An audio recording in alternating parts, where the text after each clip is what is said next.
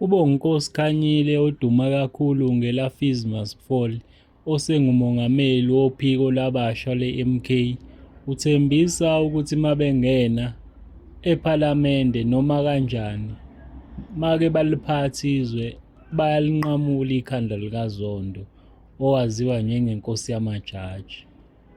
And appeal. So we are clear, we don't have confidence in the courts of South Africa under the leadership of Zondo. The first person that we want to do, because you have good judges, you have good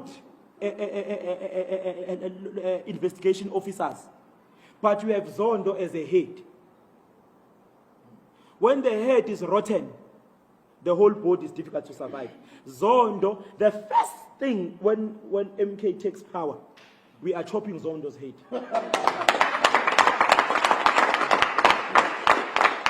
Zondo is a liability.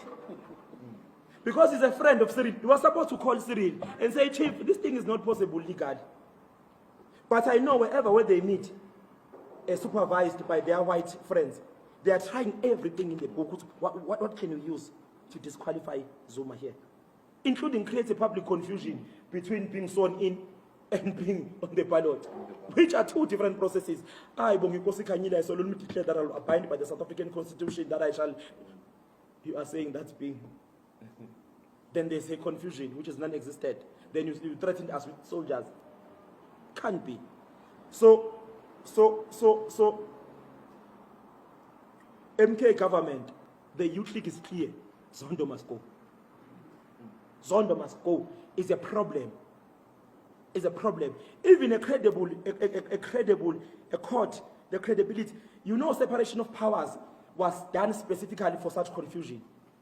Don't bring politics into law and into the executive.